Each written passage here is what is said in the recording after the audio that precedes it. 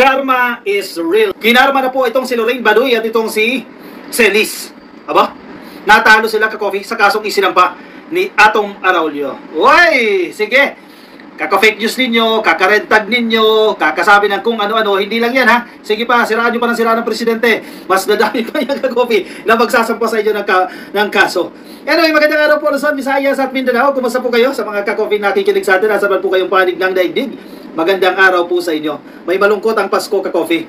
Itong si Lorraine Baduy, dating spokesperson niya ng NTF-ELCAC. At itong si Celis, aminado siya, dati daw siyang miyembro. Self-proclaimed, miyembro daw po siya ng makakaliwang grupo. NPA yata yung kung anong kinabibilangan niya. Yan, New People's Army. Yan, itong si Celis, is Jeffrey Celis. Ngayon, hindi pumabor sa kanila ang tadhana. Humaheadline sa ABS-CBN. Tingnan mo ka-coffee, ha? Sa tingin ko, ang sisi nila nito sa administrasyon. Sa tingin ko, ang sisi nila dito kay PBBM. Sasabihin na naman nila na influensyahan ni PBBM ang naging desisyon ng korte dyan sa Quezon City. Pero headline ng ABS-CBN, Atom Araulio's civil suit win versus Baduy. Celis opens option for victims of red tagging. Hala, baka may iba pang biktima ng red tagging dyan ni Lorraine Baduy at ni Jeffrey Celis. Maglabasan na kayo dyan, no? Kasi ito, bagong desisyon ito ka-coffee ng korte. Kung nanalo dyan si Atom Araulio, baka manalo din kayo. Ayan, sunod-sunod ang karma nyo. Ibang tao na ka-coffee ang gumaganti sa inyo. Sige, isa itong mga to, ilan itong mga to, itong dalawa na to. Grabe makabirada kay PBBM yan eh.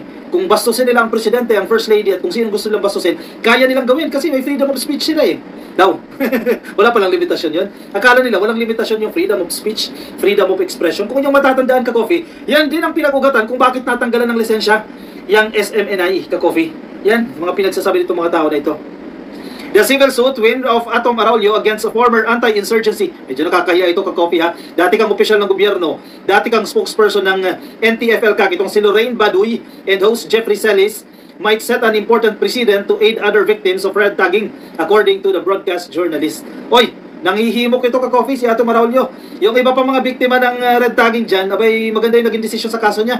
So posibleng maging batayan din yan ka-coffee. Baka marami pang nabiktima dyan si Baduy. Maglabasan na kayo, sampahan nyo na ng kaso. In a statement, Araulio welcomed the ruling of Quezon City Regional Trial Court Branch 306 that ordered SMNI host Baduy and self-confessed former NPA official Celis to pay Araulio tumataginting po na 2.08 million in damages and lawyers fees after maligning him as a person and as a journalist through red tagging. Hoy! Sabagay, marami naman silang pera, marami naman silang sponsor. Bariya lang yung 2 milyon para kay Baduy. Isang text lang yung kay Tatay Diggs. Tatay Diggs, pahingi naman ako 2 milyon yun, baka may natira pa. Si Celis, ganun din. Bariya lang yan, pero sampal sa mukha nila yan, ha. Magbayad daw kayo, 2 milyon, pati yung lawyer's fee. Magkano yung lawyer's fee na yan? Bagamat maliit lang yung amount na yan, 2 milyon para sa kanila. Kasi mapipera yung mga yan ka-coffee, isang sahod, buong sahod lang yan sa SMNA eh. Baka 1 milyon ang isang buwan yan. So bariya lang yan. Itong 2 milyon na inuutos ng korte na ibayad nila kay Araulio. Bariya lang yan, pero sampal sa inyo yan. Baka marami pang maglabasan dyan ng mga biktima ninyo, kakabiran ninyo. Kala nyo walang limitasyon ang freedom of expression and freedom of speech. Sabi ni Atom Araulio, I am elated by the court's ruling. Above all, this case opens up a legal option for anyone who has been a victim of red tagging and harmful disinformation, particularly journalists. He also emphasized that it is not okay to be attacked or harassed by simply doing one's duties. Oh, sampal sa inyo yan. Sampal sa inyo yan. Ibig sabihin yan, hindi tama yung pinagagagawa ninyo. Oh, mag-assess kayo ng sarili ninyo. Si Baduy at si Celis, check niyo yung sarili nyo. Kasi kala nyo kayo lang ang nagmamahal sa bayan. Tama yung sinasabi ni Abante eh. Kala nyo, monopolyo ninyo yung pagmamahal sa bayan eh. Kung makabirada kayo ng mga tao na akala nyo hindi nagmamahal sa bayan. Kala nyo kayo lang eh. Yung mga DDS lang. Kayo mga DDS lang ang nagmamahal sa bayan eh. Yun ang gusto nyong palabasin. O, ano ngayon? O ito, ruling ng korte yan. Sabagay, pwede nyo naman kayo pila yan. Marami naman kayong pera dyan. Pero sampal sa inyo yan, itong desisyon ng korte na yan. In a 27-page decision dated December 12. O, bago lang.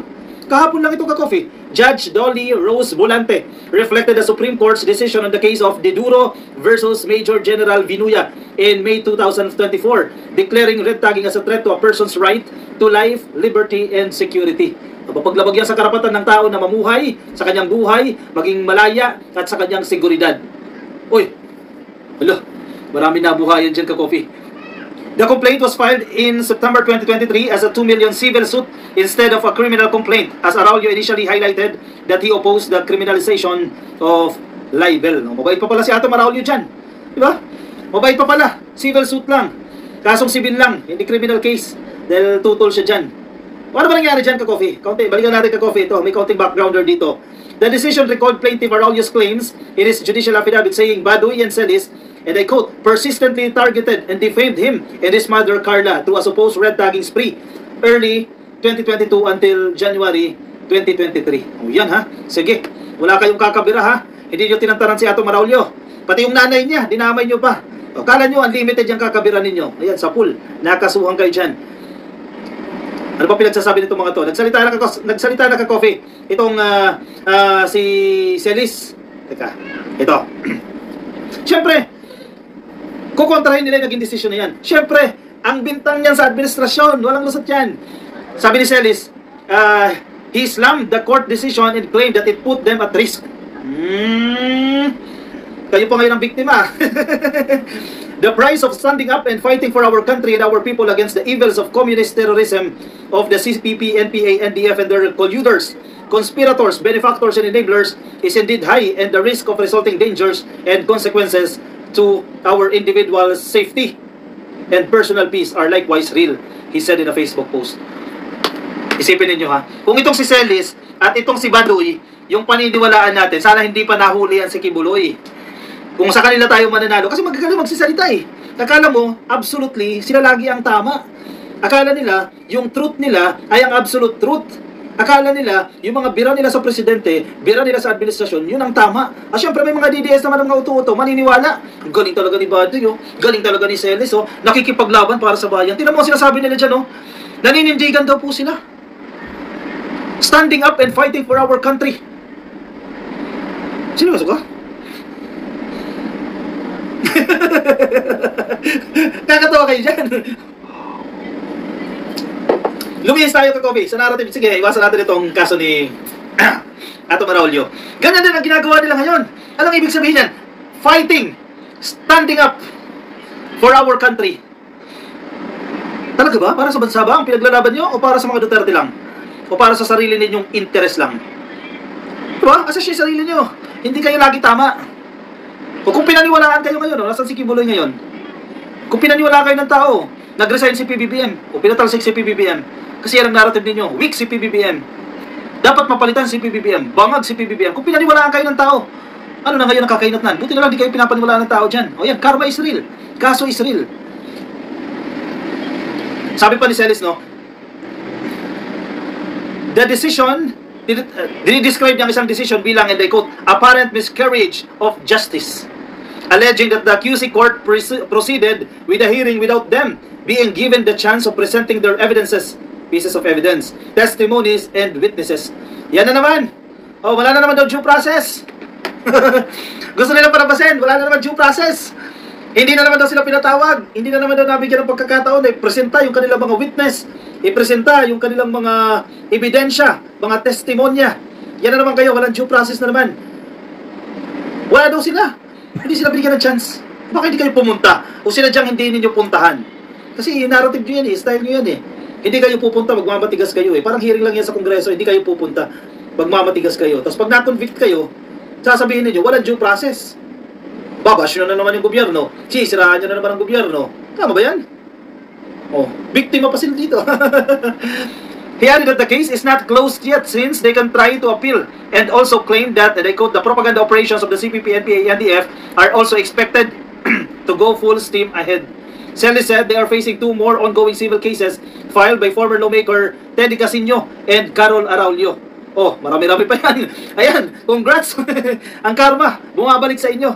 On my part, I shall persevere to continue with my commitment to help our country and our people to fight the scourge of this long-enduring evil of communism or communist terrorism. Ang ginagawa nila ang tama. Sila ang tama. Sila lang ang tama. Yan ang gusto nila. Kami ang tama. Absolute yung sinasabi namin. Mali yung desisyon ng korte.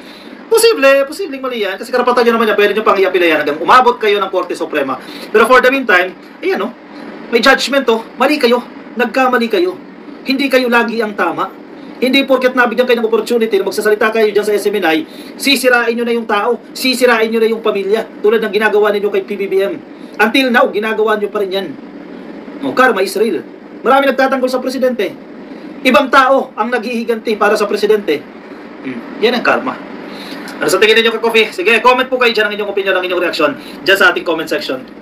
Hindi ko pa nakikita kung sumagot na si Baduy. Check na natin. Baka meron na siyang statement dyan. Baka sabihin wala din naman due process yan. Si Celis meron na eh. Tingnan natin kung meron na siyang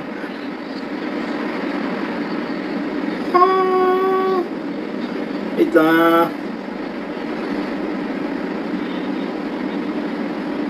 Wait lang ha. Teka, hanapin natin yung sagot dito ni Lorraine Baduy.